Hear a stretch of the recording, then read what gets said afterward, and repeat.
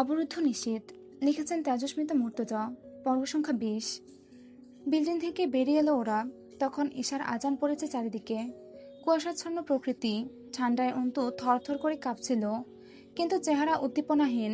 ক্ষতবিক্ষত আমজাদ সাহেবের অচেতন বিশাল দেহটা বহন করা মানসিকভাবে ক্ষতবিক্ষত অন্তুর পক্ষে অসম্ভব। আমজাদ সাহেব এখন পুরোপুরি অচেতন। সিঁড়ি দিয়ে যখন ওনাকে নামাচ্ছিল, জয় বলল, এখানে নিয়ে আসার অল্পক্ষণ আগে ড্রাগ দেওয়া হয়েছে হয়তো। অন্ত তাকালো না, তার ভয় হচ্ছে। জয় এখন তাকে কোথায় নিয়ে যাবে? সে এক কুকুরের কাছ থেকে ছাড়া পেয়ে আরেক নেকড়ের সাথে পথ চলছে না তো?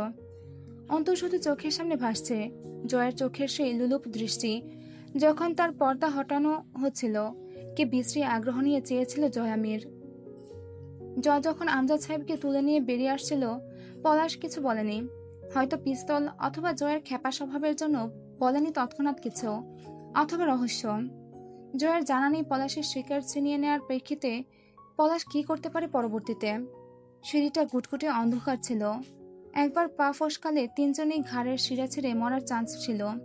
জয় আমজাদ সাহেবকে নিজের লম্বাটে শরীরের সাথে ঠেকনা দিয়ে দাঁড় করিয়ে পকেট থেকে মোবাইল বের করে ফ্ল্যাশ অন করে অন্তুর হাতে দিয়ে বলেছিল, ধরো এটা। অন্তুর বুকের ধরফরানি তখনও কমেনি। আর না ঘেন্নার আগুন নিবেছে। তবু সে যান্ত্রিক হাতে ধরল ফোনটা। গোটা ঘটনাটার হিসেব মিলছে না। তার মনে হচ্ছে এখানে যা দেখা গেছে তার চেয়ে বেশি অদৃশ্যমান ঘাবলা ঘটনাটিতে ভরপুর। অন্তু আব্বুর একটা বাহু আগলে ধরে হাঁটছিল। আমজাদ সাহেব অচেতন, ব্যথা বোধ হয় টের পাচ্ছেন না। কিন্তু অন্তুর বুকের ব্যথা উপশমের ওষুধ কোথায়? এই বিদারক ঘা কি জীবনে ভরাট হবে? জয়ের হুট করে তার মাথায় এলো, সে এসব করছে কেন? ননসেন্সের কাজকর্ম সব। সে যুব সেবক হিসেবে এসব করতেই পারে, তবে সেটা খেয়াল মতো। তাই বলে আর্মিনের বাপের সাহায্য? একবার তীব্র ঘৃণার চোখে দেখল আর্মিনকে। চোখ দুটো আক্রোশে জলজল করে উঠল। অন্ত টের পেল ঠান্ডায় অথবা আতঙ্কে তার হাত এবং হাঁটু বিশেষত খুব বাজেভাবে কাঁপছে। শরীরের চাদরটা ওখানে ধস্তাধস্তিতে পড়ে গিয়েছিল। এখন এক টুকরো ওড়না আছে বুকে, মাথায় কিছু নেই। সে অল্প একটু ওড়না তুলে মাথায় রাখল। অভ্যাসবশত যে মুখটা আবৃত করার জন্য আপনা আপনি হাতের ওড়না মুখে উঠে যাচ্ছিল, সঙ্গে সঙ্গে হাত নামিয়ে ফিক করে হেসে ফেলল। চোখে এসে পানি জমল একদোলা। ভেতরের যন্ত্রণা ধিক্কার দিল অন্তুকে। বোকা মেয়ে, তুই তো জবাই হয়ে গেছিস। তোর আর কিছু বাকি আছে? মুখ থেকে এখন আর নাটক না করলেই নয়। যা সংরক্ষিত রাখতে হয় তা শতভাগ অক্ষত রাখতে হয়। সেখান থেকে এক রত্তি দানা খসলে পুরো সংরক্ষণের মান হারায়, সেটা অসংরক্ষিত হয়ে ওঠে। এই আবরণ খোলার পর তা দর্শনে কতগুলো পুরুষ মজাল উঠেছে। নাটক না করে সামনে হাট। 22 বছরের এই সংরক্ষণের খোলসে আজ ইঁদুর ঢুকেছে। তাও সেই ইঁদুর তাড়িয়েছে কে জানিস? আরেকটা পশু, যে তোকে ধরলে হয়তো শুধু তোর সম্ভ্রমই নয়, বোধ হয় গোটা তোকে খাবলে খেয়ে ফেলবে। বাঁশের ঝাড়টার দিকে তাকিয়ে লম্বা লম্বা টান দিচ্ছিল মুস্তাকিন সিগারেটে। সামনে চোখ যেতেই মনে হলো অন্তু আসছে। একা নয় সে, তার পাশে আরো দুটো পুরুষ অবয়ব। চট করে হোলস্টারে হাত গেল, পিস্তলটা বের করেই তাক করে ধরল। জয় হেসে উঠল। আরে আরে, মুস্তাকিন সাহেব যে। হাসি থামিয়ে মিছিমিছি গম্ভীর হলো, ভেতরে যাননি কেন? আর একটু হলেই খানিক পর 3টা লাশ উদ্ধার করতে হতো আপনার। আমাদের কথা নাই বা ভাবলেন, অন্তত লেডিস। এই পরিস্থিতিতেও এমন নোংরা মশকরা অবশ্য জয়ের কাছে আশা করাই যায়। অন্তর দিকে তাকিয়ে মুস্তাকিনের মুখ কালো হয়ে এলো। পর মুহূর্তে দ্রুত আমজাদ সাহেবকে আগলে নিল জয়ের কাছ থেকে। অন্তুর মুখটা মুস্তাকিন প্রথমবার দেখল, ক্ষণকাল চোখ ফেরালো না। জয় সিগারেট ধরিয়ে একপাশে গিয়ে দাঁড়ালো। আমজাদ সাহেবের নড়বড়ে দেহটা দুজন কনস্টেবলের ভাড়ে দিয়ে শরীরে থাকা চাদরটা খুলে অন্তুর দিকে এগিয়ে দিল। অন্তু যত্নের মতো হাত বাড়িয়ে চাদরটা নিয়ে গায়ে জড়িয়ে নেয়। অন্তু যন্ত্রের মতো হাত বাড়িয়ে চাদরটা নিয়ে গায়ে জড়িয়ে নেয়। মুস্তাকিন প্রায় রুষ্ট কণ্ঠে বলল, মুখ ঢেকে নিন অন্তু, ওখানে কি হয়েছে পরে শুনছি। অধিকারবোধ অথবা কর্তব্য যাই হোক ছিল মুস্তাকিনের স্বরে। জয় মুস্তাকিনকে বলল, তো যান আপনারা তাইলে, গাড়ি আসবে আমার, ভিআইপি লোক তো। চোখ মারল কথা শেষে। মুস্তাকিন হাসল, খুব শীঘ্রই দেখা হবে। জয় মাতালের মতো কাঁধ দুলালো। ওরা চলে যেতে জয় পেছনে তাকায়। পুরনো দোতলার রুফটপ থেকে পলাশের জলজল চোখ দুটো যেন জয়কেই দেখছিল। পুরো দলসহ দাঁড়িয়ে দেখছে এদিকের কাণ্ড। আমজাদ সাহেবকে একটা প্রাইভেট হাসপাতালে ভর্তি করালো মুস্তাকিন। সে লোক পাঠিয়েছে রাবেয়াকে আনতে। রাত 10টা বাজবে। অন্তু বসেছিল বেঞ্চের ওপরে। বেশ কিছুক্ষণ নির্লজ্জের মতো দেখলো মুস্তাকিন মেয়েটাকে। আসলে যা সহজে পাওয়া যায় না তা হুট করে পেলে মানুষের আগ্রহ পেয়ে বসে। মুস্তাকিনও রেহাই পেল না সেই আগ্রহ থেকে। অন্তুকে দেখা যায় না, আজ যাচ্ছে। যদিও বিষয়টা মুস্তাকিনের ভালো লাগছিল না। ধীরে হেঁটে এসে অন্তুর পাশে বসলো। রক্ত শুষে বেরিয়ে গেলে মানুষের মুখের বর্ণবোধ হয় অন্তুর মতোই হয়। প্রাণ নেই মুখে, উদ্দীপনার বড্ড অভাব। হাঁটুর উপর দুহাত একত্র করে থুতনিতে ঠেকিয়ে আনমনে চেয়ে আছে। অন্তুর দেহ সেখানে বসা ছিল, তার নজর ছিল না এই জগতের কোথাও। প্রথমে কিছু বছর অন্তিকের অস্বাভাবিক হয়ে যাওয়া, তারপর সেদিন তার নিখোঁজ হওয়া, এরপর আব্বুর, এরপর অন্তুকে ডাকা। বাকিটা আরো ঘোলাটে। জয়ের আচরণ আরো রহস্য বাড়িয়ে দিচ্ছে। হিসেবটাকে সাধারণভাবে সমাধান করা যাচ্ছে না, কোথাও একটা কিন্তু থেকে যাচ্ছে। স্যারকে ওরা কেন নিয়ে গিয়েছিল? মুস্তাকিন ঝুঁকে বসলো ম্যাচের দিকে। কথা বলতে ইচ্ছে করছে না, একরোখার মতো বলে উঠল মুস্তাকিন। আপনার ইচ্ছেটাকে প্রাধান্য দিতে ইচ্ছে করছে না আমার, বলুন। অন্তু সেই নিস্তেজ স্বরে কিছুক্ষণ পর বলল, ইচ্ছে দুজনের দুটো, কারটাকে প্রাধান্য দেব? আমারটাকে। এ পর্যায়ে জেদি লাগলো মুস্তাকিনকে। জোর করছেন? চোখ তুলে তাকালো অন্তু। মুস্তাকিন চমকে উঠল। ভয়ানক সেই চোখ, লাল টকটকে, এক ধরনের জেদ ও যন্ত্রণার সংমিশ্রণে ভরপুর। যা ভাবেন তাই। কি হয়েছিল ওখানে? একটু থেমে অপরাধীর মতো বলল, আমার উচিত হয়নি সময় 1 ঘন্টা দেওয়া। আমি ভাবছিলাম সাধারণ কিডন্যাপিং কেস। গিয়ে কি করতেন? কিছুই করার ছিল না বলে মনে হয় আপনার? এই হাতে মার্ডারও করেছি ম্যাডাম। যখন উপরমহল থেকে ঘুষ খেয়ে আমাদেরকে অর্ডার করা হয়েছে প্রমাণ নষ্ট করে আসামি ছেড়ে দিতে, রাতের অন্ধকারে লাশ বানিয়ে ছেড়ে দিয়েছে আসামিদের। সিনিয়রদের কথা অমান্য করিনি।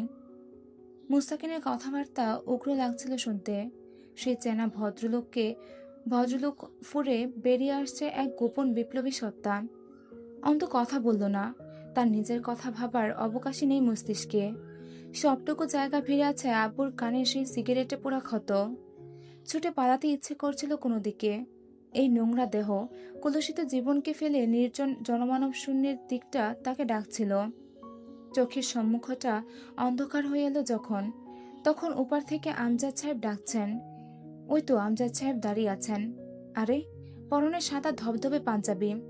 এত অভিজাত লাগছে আব্বুকে দেখতে। অন্তু ছুটে যায় আব্বুর দিকে। আব্বুর ডান হাতের তর্জনী আঙুলটা চেপে ধরে তারা হেঁটে যাচ্ছে। যাচ্ছে যাচ্ছে, তারা চলছে। আর আসছে না দৃশ্যটা। সবটা অন্ধকার। রাত হয়ে গেছে। এই তো সবে বসন্তের বিকেল ছিল। এত তাড়াতাড়ি রাত নামলো, সব ফুরিয়ে গেল। মুস্তাকিন চমকে উঠল। ধপ করে পড়ে গেছে অন্তুর শরীরটা বেঞ্চি থেকে উপর হয়ে। ওকে ধরে উল্টাতেই মুস্তাকিন থমকালো। অন্তুর নাক বেয়ে রক্তের প্রবাহ নেমেছে। ঠোঁটের কাছে দাঁত আটকে আছে। দাঁত ছাড়ালে নিশ্চিত ঠোঁট কেটে রক্ত বেরিয়ে আসবে। ডাক্তার পালস রেট চেক করে কবজি ধরতেই বললেন, কিসের ট্রমায় আছে এটুকু মেয়ে? পোশাকের এই হাল কেন? আপনার কে হয় মেয়েটা? মুস্তাকিন জবাব দিল না। কে হয় অন্তু ওর? জানে না ও। অন্তুকে জানানো হলো না মুস্তাকিনের। আখের কেসটা হাতে নেবার পর পলাশি তাকে হুমকি দেওয়ার চিরকুট পাঠিয়েছিল। ফোন কলে বাজে ভাষায় গালি দিয়েছিল, খুন করার ধমকি দিয়েছিল। আখের রেপ এবং মার্ডারের সাথে ওতপ্রোতভাবে জড়িত পলাশ। তবে সে একা নয়, আরও কেউ বা কারা আছে। মেয়েটা আপনার স্যারের মেয়ে, তাই তো? মুস্তাকিন মৃদু মাথা নাড়ল। ডাক্তার কিছুক্ষণ চুপ থেকে বললেন, দেখুন অফিসার, আপনি নিজেই যেখানে উপস্থিত সেখানে পুলিশ কেসে যাবার আগে আপনার সাথে আলাপ করে নিচ্ছি। মেয়েটার কথায় পরে আসছি। ওর বাবার শরীরে ভালো মাত্রার বুপ্রেনরফিন ড্রাগ ইনজেকশন পুশ করা হয়েছে। সাথে যে চূড়ায় আঘাতের চিহ্নগুলো রয়েছে দেহে, পরবর্তীতে সেসব স্থানে টিউমার এবং তা থেকে ক্যান্সারের সৃষ্টি অবধি হওয়ার সম্ভাবনা রয়েছে। বুঝতে পারছেন কেমন চূড়াইমারের শিকার হয়েছে লোকটা? কিন্তু এসব কারা করেছে, কেন করেছে, এই প্রশ্ন উঠলেই চিকিৎসকবাদী কেস ফাইল করা আমাদের কর্তব্য। সেটা আপনার জন্য ঠেকে রইল। এরকম একটা কেসে আমরা এভাবে চুপ থাকি না। কিন্তু যেখানে স্বয়ং আপনি তবুও থানায় জানাতে মুস্তাকিন ব্যস্ত হয়ে উঠল। বুঝতে পেরেছি, ওসবের আর দরকার নেই। অন্তু মানে মেয়েটার কি অবস্থা সেটা বলুন ডক্টর। গভীর ক্ষত মানসিকতায় কোনো ঘটনা তাকে আঘাত করেছে, যা তার জন্য একযোগে নেওয়া বোধ হয় কঠিন হয়ে পড়েছে। আমরা বোকা নই অফিসার, ওর কন্ডিশন যেটুকুই দেখেছি এবং গেট আপ যা ছিল এখানে আসার পর, আই থিঙ্ক ওকে র্যাপ করার চেষ্টা করা হয়েছে। পরনে বুরকা ছিল, তাও অক্ষত নয়। আবার ওর বাবার এই হাল। আপনারা কি কিছু লুকাতে চাচ্ছেন? একটা মেয়ের জন্য ব্যাপারটা মরণসম প্রেশার ইম্প্যাক্টেড তার মানসিকতার উপর। আপনারা ব্যাপারটাকে ফ্যান্টাসি হিসেবে নিচ্ছেন যেন। কোনো রকম পদক্ষেপ নেই। আমি বুঝতে পারছি না বিষয়টা। এ নিয়ে কোনো ঝামেলা হবে না তো? ব্যাপারটা ব্যাপক গোলমেলে। মানে মুস্তাকিন থামালো। রিল্যাক্স ডাক্তার সাহেব, আসলে আমি নিজেও পুরোটা জানি না। হয়েছে অনেক কিছু, তা আমিও জানি। তবে অন্তুর এক্সাক্ট অবস্থাটা জানতে চাচ্ছি। আমিও জানি না কি হয়েছে। ওর কি অবস্থা? মানসিকভাবে বিপর্যস্ত হয়ে উঠেছে। প্যানিক অ্যাটাক হচ্ছে বারবার। মেন্টালি প্রেশার ফিল করছে অতিরিক্ত, যে কারণে বিভিন্ন ধরনের হ্যালোসিনেশন ক্রিয়েট হচ্ছে ওর সামনে। ইলিউশন আসছে মস্তিষ্কে। She needs mentally support and lots of rest. নির্বাচনের সকালে ঘুম ভাঙল 10টায়। এখনো অবধি বাইরে সব ঠিকঠাক। দলের কাউকে কোনো কেন্দ্রে এজেন্ট হিসেবে রাখেনি হামজা। কারচুপির বদনাম ছাড়া বিপুল ভোটে জিততে চায় সে। শুরুতে ক্যারিয়ারটা সর্বোচ্চ দাগমুক্ত রাখতে হবে। সামনের ধাপগুলো মানুষের আস্থা নিয়ে এগোতে হবে। ঝন্টু সাহেব নির্বাচনে নেই। মাঝারের শরীর এখন পুরোপুরি ভালো না, তবে টুকটাক চলাচল করতে পারছে। সবকিছুর বদলা হিসেবে আজ ভোট কেন্দ্রগুলোতে খুব খারাপ কিছু ঘটার চান্স রয়েই যায়। আবার সারাদিন না হোক, ভোট গণনা অথবা ঘোষণার পরেও ঝামেলা হতে পারে। তুলি এসে বসলো হামজার পাশে। ভাই, কোয়েলের দুধ ফুরিয়ে গেছে, একটু কাউকে পাঠা দুধ এনে দিতে। হামজার সাথে তুলির সম্পর্ক ভালো না। আগে ছিল, এখন নেই। এখন দুজন দুজনের সাথে কথা বলতেও আটকে যায়। সীমান্ত মণ্ডলের সঙ্গে পালিয়ে বিয়ে করার পরিণামে দুই ভাই বোনের এই দূরত্ব। সীমান্তর এত মারধর সহ্য করেও তুলি ও বাড়িতে রয়ে গেছিল। হামজা আনতে চায়নি। আসলেও বলে না চলে যেতে। হামজা তুলির কাছে বাচ্চাদের মতো অনুরোধ করেছিল সীমান্তকে ভুলে যেতে। এরপরেও তুলির এই পদক্ষেপ হামজাকে বহুদূরে টেনে এনেছে। জয় উঠে এসে ঝাড়ি মারল একটা। কাছে কেন মেয়ে? দুধ ফুরিয়ে যাবার পর বলার কারণ কি? সেই সময়টুকু কি দুধের পাতিল গুলিয়ে খাওয়ানোর পরিকল্পনা থাকে? এইসব বালবেটিরা বাচ্চা মানুষ করছে। তুলি কিছু বলল না। সে ব্যতিক্রম কিছু আশা করে না জয়ের কাছে। সাদা ধবধবে লুঙ্গি পরনে, যেটা দেখলে হামজা প্রায়ই বলে, তুই কি লালন ফকিরের ভক্ত? ওরা এমন কাফনের কাপড়ের মতো লুঙ্গি পরে। হামজা তখনও বসেছিল সোফাতে, চিন্তিত মুখ, উদ্বেগে ভ্রু কুঁচকে আছে। সোফাতে মাথা ঠেকিয়ে চোখ বুজে কপালে আঙুল নাড়ছিল। জয় কথা বলল না। হামজা সেদিনের পর আজ প্রায় 2 দিন কথা বলে না জয়ের সাথে। এরকম বেহুদা কাজ যে জয় প্রথম করেছে এমন নয়। বন্ধুত্বকে শত্রুতায় পরিণত করার হাত দক্ষতার, তাও আবার অহেতুক সব কারণে এসব উল্টাপাল্টা কাজ করে বেড়ায়। রুমে গিয়ে লুঙ্গির উপর খয়েরি রঙা একটা শার্ট পরে বেরিয়ে গেল বাইরে। গোয়ালার ফার্ম বাড়ি থেকে কিছু দূর হেঁটে আজও নিচতলার ওয়ার্কশপে কাজ চলছে। রাস্তার লোকজনদের চলাচল দেখল। কেউ ভোট দিয়ে আসছে, কেউ যাচ্ছে। একটা অন্যরকম আমেজ দেখা গেল রাস্তায়। পোস্টারগুলো এখনো সেটে রাখা, অথবা ঝুলছে উপরের তারে। যাওয়ার সময় সাথে রাহাত ছিল। জয় হাঁটার সময় হাতে লুঙ্গি উঁচিয়ে ধরে হাঁটে। লম্বা ছিপছিপে জোয়ান শরীরে লুঙ্গিতে অন্যরকম অভিজাত্য ফুটে ওঠে তার শরীরে। পায়ে চামড়ার স্যান্ডেল, বেল্ট খোলা, হাতে একটা রূপোর বালা। আশেপাশের লোকেরা যারা হামজাকে ভোট দিয়ে ফিরছিল, হাত উঁচু করে বৃদ্ধা আঙুলের টিকা দেখিয়ে ঘাড় নেড়ে হাসত। রাস্তার উঠতি বয়সী ছেলেরা সালাম ঠুকল। দৌড়ে এলো কেউ কেউ হ্যান্ডশেক করবার জন্য। ডেইরি ফার্মের পেছনে মাঝারদের আস্তানা। সেখানে ঢুকতেই নাক কুচকে ফেলল রাহাত। ভাই, কোনে ঢুকতেছেন? বাইরে খাড়াইয়া দুধওয়ালা প্যাডারে ডাইকে আনি, গন্ধ লাগতেছে। জয় গুনগুন করে গান গাইছিল।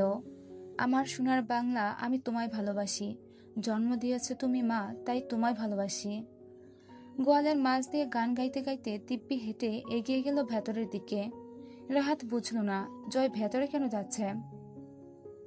গোয়ালেকে 5 লিটার দুধ ভরে রাখতে বলে লুঙ্গিতে কাছা মারতে মারতে এগিয়ে গেল ডেইরি ফার্মের চারপাশে দেয়া উঁচু দেয়ালের দিকে।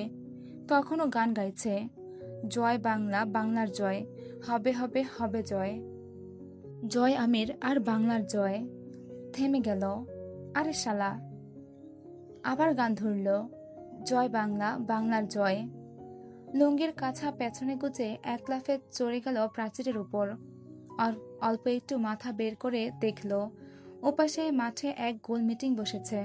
জয়ের ভাবনা ভুল হবার নয়, সেখানে মাঝা শুধু চেয়ারে স্ক্রেচে ভর করে বসে আছে। পলাশকে ওখানে দেখে হাসি পেল জয়ের। এই দুনিয়ায় জাদু বলতে যদি কিছু থেকে থাকে তো সেটা মানুষের রূপ পরিবর্তনের ব্যাপারটা। ম্যাজিকের মতো এক লহমায় নিজের পুরো ধারা বদলে আসল রূপে চলে আসতে মানবজাতি সময় নেয় না। এতদিন পলাশ স্বীকার করত না যে তার মাঝারের সাথে ভালো সম্পর্ক। আবার তলে তলে হামজা ও জয়কে হাতে রেখেছিল নিজের শক্তি, কিছু গোপন ব্যাপার ও পার্টনারশিপ বহাল রাখতে। আরও একজন পিঠ এপাশ করে ঘাসের উপর বসে আছে সেই মিটিংয়ে। তাকে দেখে জয়ের হু হু করে হাসি এলো। জোকারদের মুখোশ নেহাতে মুখোশ, অথচ মানুষ যে মুখোশ পরে ভালো মানুষদের ধোকা দিয়ে তাদের সাথে মিশে থাকে, এটা বোধহয় খুব সস্তা তবে শক্ত মুখোশ। জয়ের এই বিষয়ে গর্ব আছে নিজের ওপর। সে অন্তত নিজের নোংরামিগুলো সারাদিন সদিচ্ছায় স্বীকার করে বেড়ানোর বাহাদুরিটুকু আছে। সে কোনোদিন কারো কাছে নিজের ভালো প্রমাণ করতে চায় না। মিথ্যা রূপ প্রকাশ করে মানুষকে ধোকা দেয়া সস্তা ছোটলোকি কারবার মনে হয় তার। সে খারাপ, এটা তার বুকুচিয়ে বলার যে প্রবণতাটা আছে, নিজে সেই গুণটাকে সে ভালোবাসে। দুধটা রাহাতের হাতে দিয়ে জয় ভোট কেন্দ্রের দিকে গেল। রাহাতের কাছ থেকে ছোট্ট একটা ড্র্যাগার নিল প্রয়োজনে প্রতিরক্ষার জন্য। পেছন থেকে ডাকলো, শোন। কন ভাই? বড় সাহেবকে গিয়ে বলবি দ্রুত যেন তৈরি হয়ে বেরিয়ে আসে বাইরে। আমাদের অনুপস্থিতিতে নাটক জমাতে পারে প্রতিদ্বন্দ্বীরা, সেগুলো দেখা লাগবে তো। It's entertainment. নিস্তব্ধ শীতের রাত, 1:30টা পেরিয়ে গেছে। ঘড়ির কাঁটার আওয়াজ কানে লাগছে। রাবেয়া বোধহয় তাহাজ্জুদের নামাজে বসেছেন। নিজের বিছানায় শুয়ে আছেন আমজাদ সাহেব। পিঠে থেতলে মারা হয়েছে, শুতে ভীষণ কষ্ট হচ্ছে। অন্ত পায়ের কাছে বসে রইল চুপচাপ, হাঁটুতে থুতনি ঠেকিয়ে। দুনিয়াটাকে পর মনে হয় তার খুব। মাথাটা শূন্য, জীবন এক নিষ্ঠুর খেলোয়াড় বুঝে। অন্তিক যেদিন বিয়ে করে আনলো, আমজাদ সাহেব বর্জনা করেছিলেন তাকে। অন্তিক জবর তেরা ছেলে, বিশেষ করে তাকে তুচ্ছ জ্ঞান করলে সে সইতে পারত না ছোট থেকেই। সেদিন ওনার তাচ্ছিল্যটুকু গভীরে লেগেছিল, অথচ সে বাপের সেই সকল কথার পেছনে ভালোবাসার শাসনটুকুকে এড়িয়ে গিয়েছিল। জিদের বসে এমন বহু সত্য মানুষ এড়িয়ে যায়। অন্তিকের মাথায় ভূত চাপল।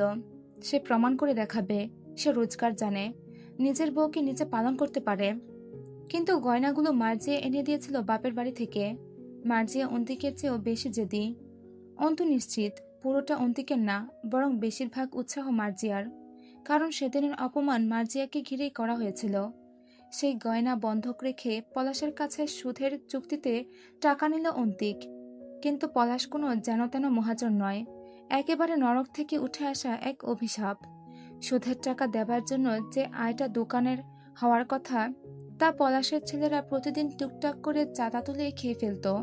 দোকানে ভাটা পড়তে শুরু করলো। অন্তিকের নিজের ব্যবসা খাড়া করা তো দূর, পুঁজি ফুরিয়ে যেতে লাগলো।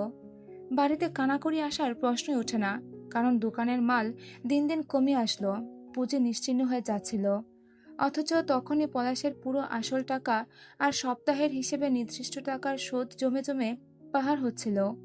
অন্তিক লজ্জার মরণে একথা বাড়িতে বলার সাহস পায়নি। যতদিনে সে বুঝতে পেরেছিল নিজের ভুল, ততদিনে আব্বুর সামনে এসে দাঁড়ানোর মুখ সে হারিয়ে ফেলেছিল। যে আব্বুকে টক্কর দিতে এত কিছু, সে টক্করের খেলা যখন তার ধ্বংস নেমে এলো, সে তার আব্বুর সামনে এসে দাঁড়াতে পারেনি। দিন দিন মৃত হয়ে উঠছিল। মার্জিয়া জেদি মেয়ে, তাকে সুখ দেওয়ার ক্ষমতা ছিল না অন্তিকের। সে ঋণে ডুবে প্রায় মৃত। আবার মার্জিয়ার বাপের বাড়ির গয়নাও সে খেয়ে ফেলেছে। সে চাইলেও বউকে শাসন করতে পারেনি। বা সেই মানসিকতাই হয়তো ছিল না। শিক্ষিত ছেলেটা একটা সন্ত্রাস মহাজনের কাছে এমনভাবে শোষিত হয়ে নিজের ব্যক্তিত্ব হারিয়ে ফেলেছিল, খুব খারাপভাবে। মার্জিয়া সব জেনে শুধু গর্জাতে পেরেছে। সে এ বাড়ির লোকদের দায়ী করত এই অবস্থার জন্য। অন্তু এবং ওর বাবা মাকে এজন্য সহ্যই করতে পারেনি কোনোদিন। অন্তুর গাল বেয়ে টসটসে গরম জল গড়িয়ে পড়ল। সেই কান্নায় আওয়াজ অথবা মুখের অঙ্গভঙ্গি নেই। এত কিছু হয়ে গেছে, অথচ কোনোদিন আন্দাজ করার সুযোগ পায়নি।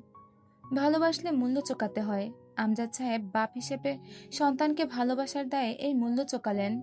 কিন্তু সে সে কিসের দানে বলি হলো পলাশের হাতে? বোন হিসেবে? এরকম তো কথা ছিল না। তাহলে বড় ভাইকে গোপনে ভালোবাসার দায়? ছোটবেলায় সেই সব সুন্দর খুনসুটির দায়? কিসের দায় চুকিয়েছে অন্তু?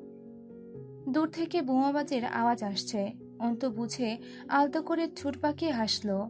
নিশ্চয় জিতে গেছে হামজা। এই মাঝরাতেও তার উল্লাস চাপিত হচ্ছে।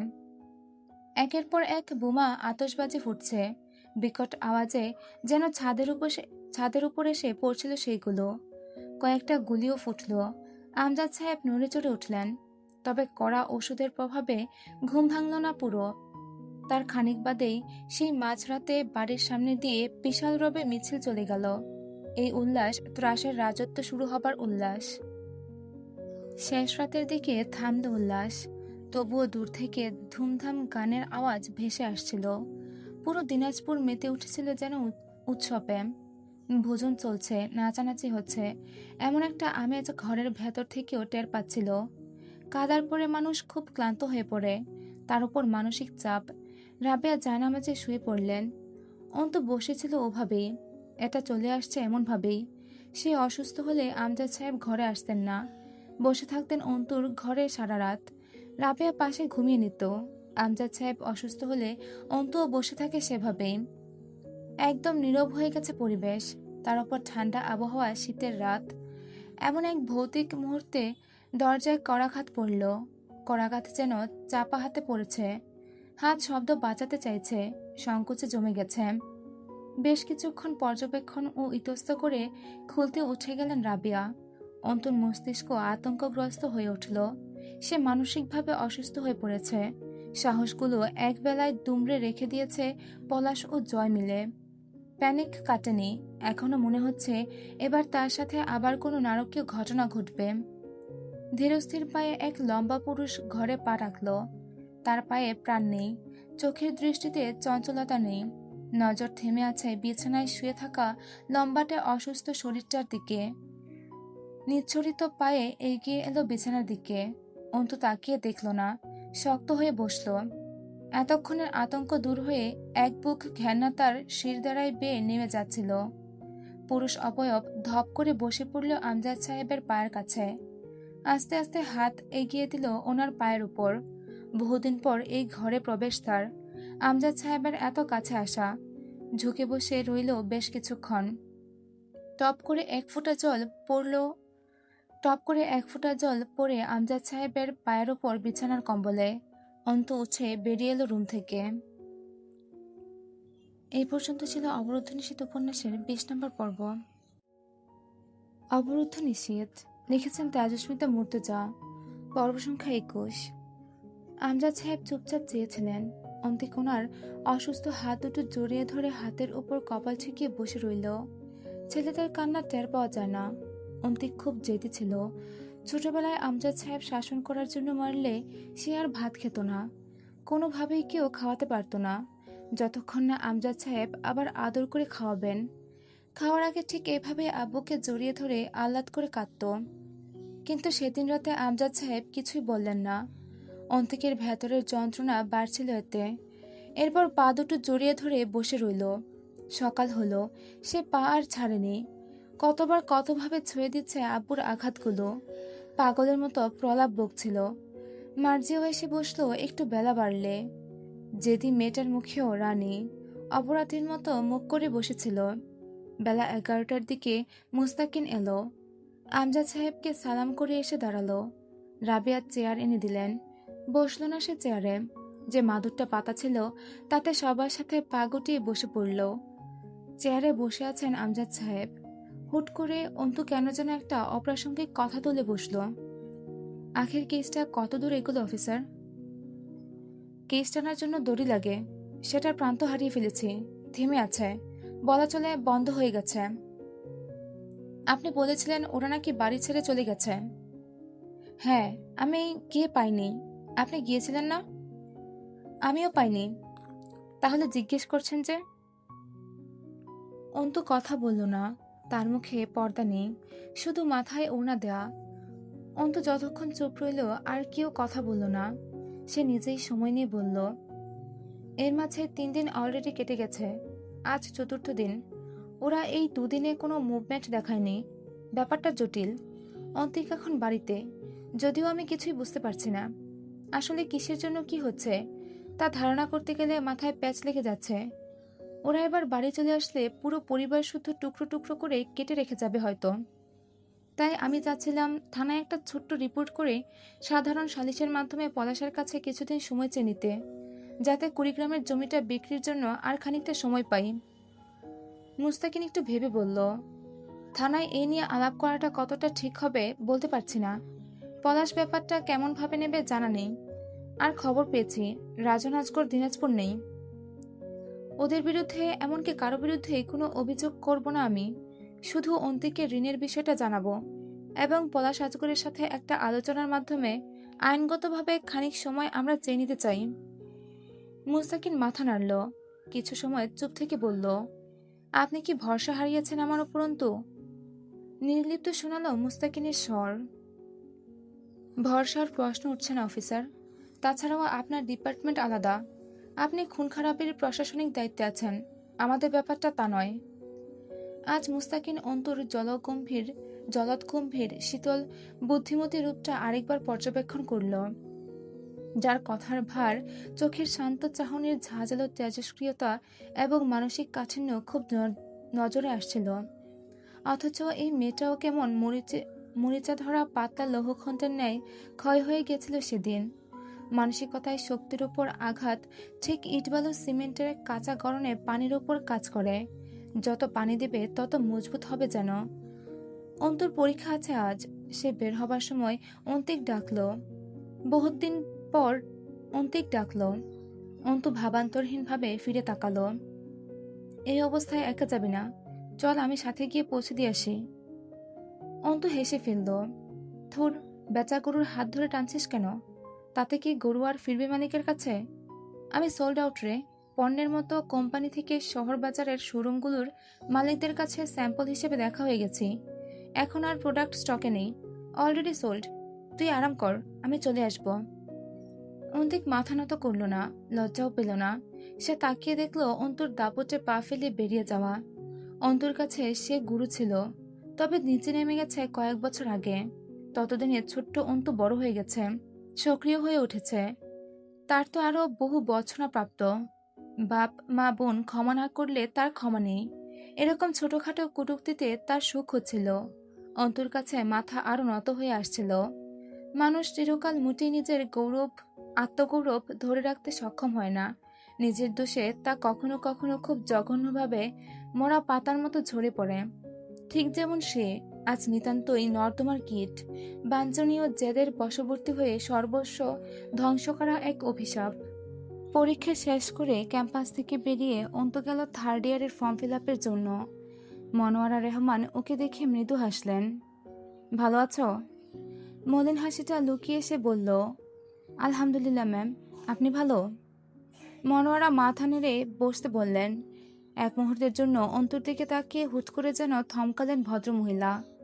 অন্তুর মুখ খোলা, পর্দা নেই তাতে, তবে সঙ্গোপনে এড়িয়ে গেলেন এই ব্যাপারটা। মনোয়ারা কিছু বুঝলেন বোধহয়। কিছু বলবে অন্তু? তোমার সাথে এমন ইতস্তবোধ যায় না। আমি তোমাকে স্পষ্টভাষী হিসেবে দেখতে চাইব। আশ্বস্ত হয়ে বলল অন্তু। ম্যাম, আমাদের কমন রুমে যে সালমা খালা কাজ করতেন, ওনার সম্বন্ধে কি কি জানা আছে আপনার? সন্ধিহান স্বর মনোয়ারার। কেন জিজ্ঞেস করছো? অন্তু খানিকক্ষণ চুপ করে রইল, কিছু ভাবল। একটু রহস্যমণ্ডিত লাগলো ব্যাপারটা। এরপর আচমকায় সহজ গলায় বলল, জানি না, আসলে ওনার মেয়ে ওভাবে মৃত্যু। ওনার মেয়ে? আখি ওনার মেয়ে ছিল?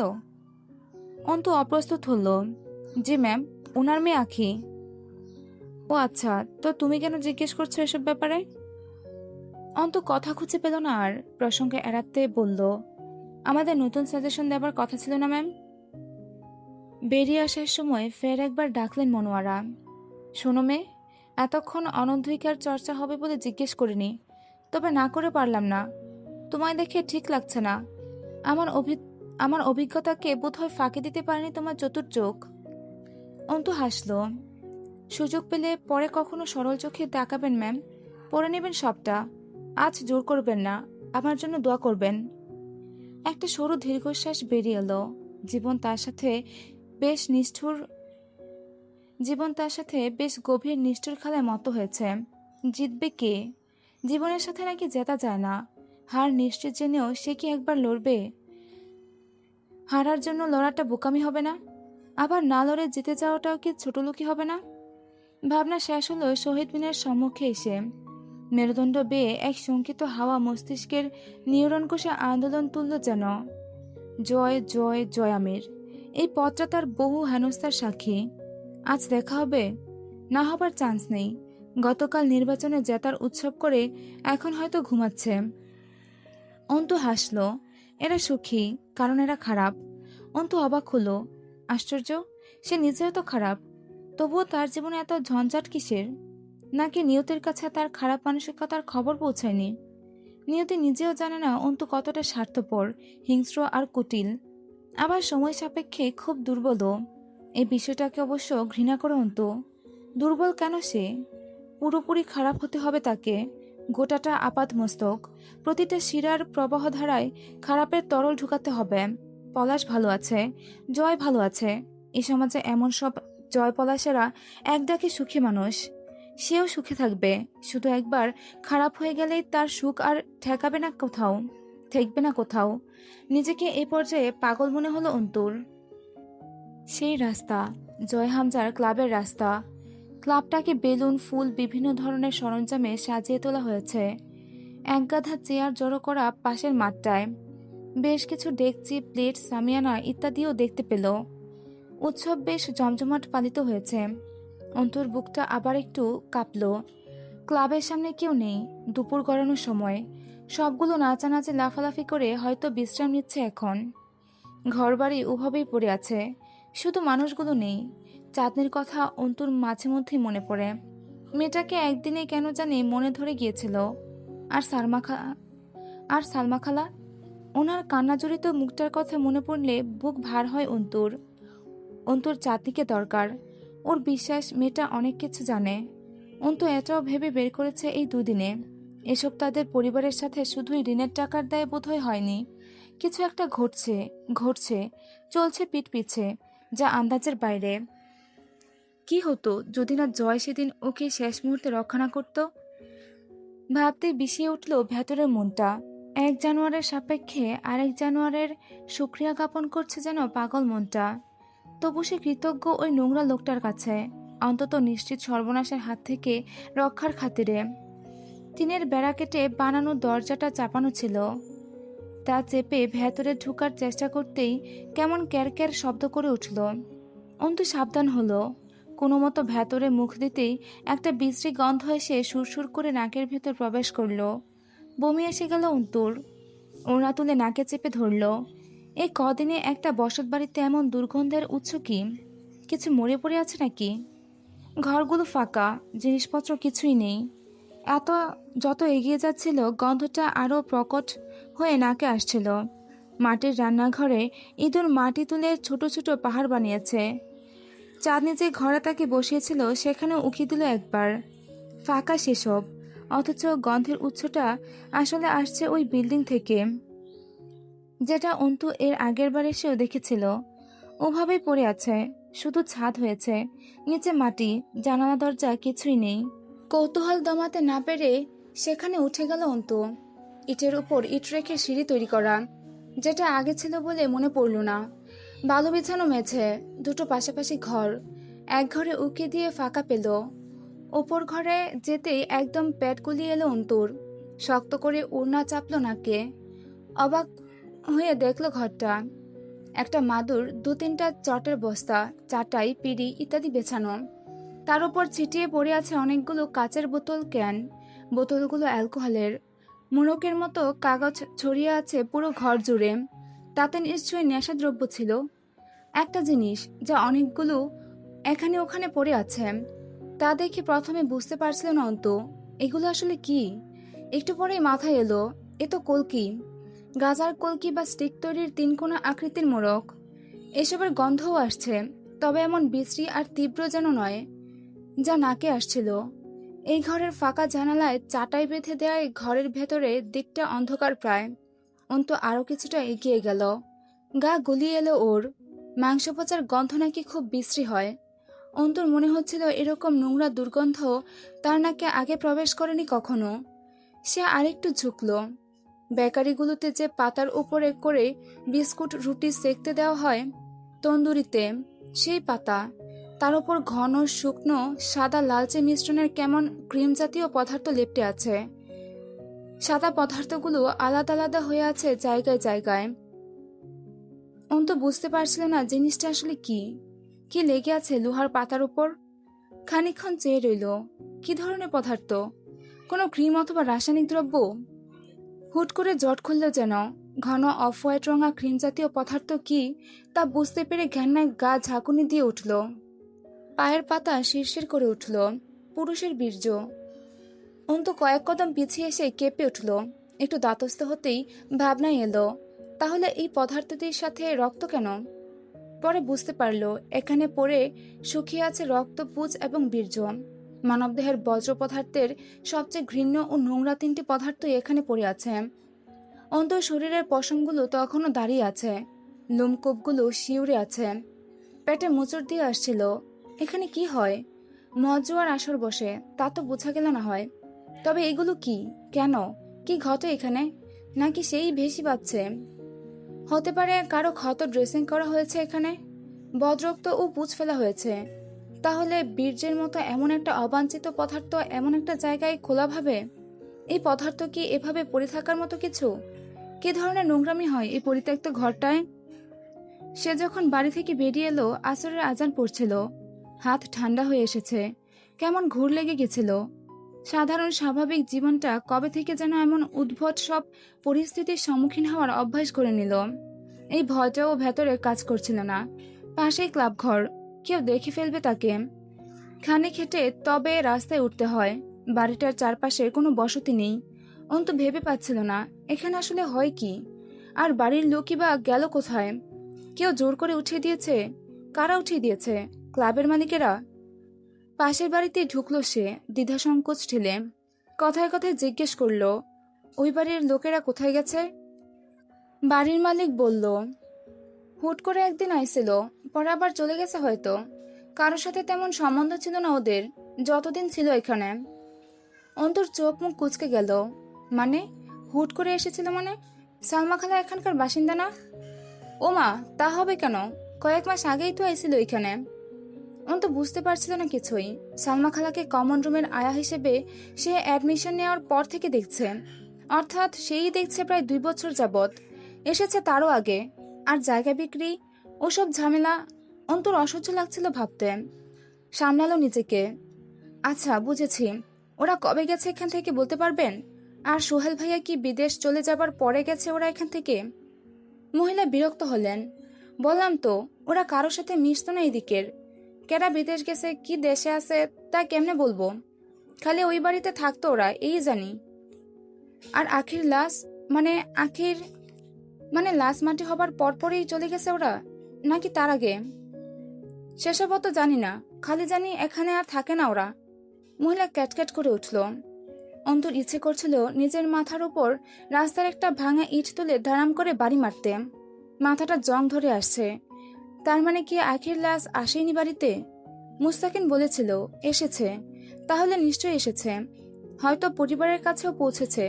তবে পরিবারটা এখান থেকে যেখানে উঠে গেছে সেখানে, তাহলে নিশ্চয়ই পুলিশ ফোর্স জানে চাঁদনির ঠিকানা।